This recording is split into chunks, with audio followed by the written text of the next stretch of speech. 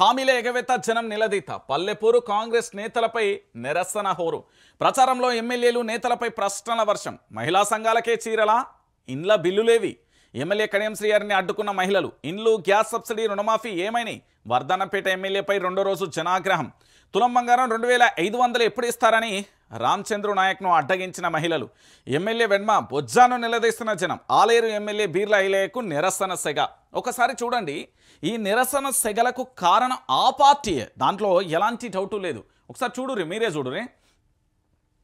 ఇందిరమ్మ చీరలు సగం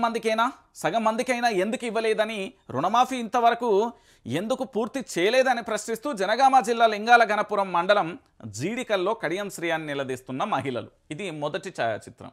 రెండో చిత్రం చూడండి ఇందిరమ్మ ఇళ్లలో అన్యాయం జరిగిందని పేర్కొంటూ మహబూబాబాద్ జిల్లా నర్సింహులపేట మండలం కొమ్మలవంచలో ఎమ్మెల్యే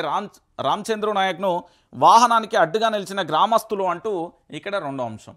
దేనికి నిరసన సెగలు వస్తున్నాయి ఎందుకు నిరసన వ్యక్తం చేస్తున్నారు ప్రజలు నిరసన వ్యక్తం చేయడానికి ప్రధానమైన కారణం ఏంటి ఎవరి తప్పిదం వల్ల ఎందుకు నిరసన వ్యక్తం చేస్తున్నారు అనేది ఒకసారి మనం ఆలోచించాలి ఎందుకు నేను ఈ విషయాన్ని చెప్తున్నానంటే తెలంగాణ యావత్తు సమాజం కూడా ఆలోచించాల్సిన విషయం ఏంటంటే కాంగ్రెస్ పార్టీ ఏదైతే ఉన్నదో వాళ్ళు ఇచ్చిన 6 గ్యారెంటీలు 13 అంశాలు 420 హామీలు ఏమైతే ఉన్నాయో 100 రోజులలోనే నెరవేరుస్తామని చెప్పిన మాట అయితే ఏదైతే ఉందో దాంతోపాటు అన్నీ సగం చేసుకుంటూ పోతూ ఈరోజు ప్రజల చేత ప్రజల కొరకు ఎన్నుకోబడిన నేతల ఆచూకీ ఇన్ని రోజులు కనబడలే ఇప్పుడు ఎందుకు కనబడ్డది అంటే సర్పంచ్ ఎన్నికలు వచ్చినాయి సో ప్రచారం కోసం వచ్చిన ఊరవతల నుంచి పొలిమేర నుంచి అటేదంతారా తరిమి కొడతారా అంటే లేదు ఊళ్ళోకి వచ్చింది కాబట్టి అడ్డగించి బాజాప్తుగా నిలదీస్తే హక్కు వాళ్ళకు ఉన్నది కాబట్టి వాళ్ళు అడుగుతున్నారు అడుగడుగునా కాంగ్రెస్ పార్టీకి నిరసనల హోరే అవుతుంది ఏ దిక్కు చూసినా ఎటువైపు చూసినా ఒకటే అంశం ఏంటి అంటే తెలంగాణ రాష్ట్ర వ్యాప్తంగా పూర్తి స్థాయిలో కాంగ్రెస్ పార్టీ ఎమ్మెల్యేలను నమ్మే పరిస్థితులలో తెలంగాణ ప్రాంత ప్రజలు లేరు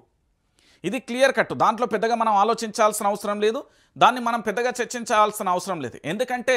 2 సంవత్సరాల పరిపాలనలో వీళ్లకు దాదాపుగా మనం ఒకసారి ఆలోచిస్తే 3 షేర్ల నీళ్ళు దాయిచ్చారు ప్రజలు ఇప్పటికే ఎందుకంటే లగచర్ల ఘటనతో తెలంగాణ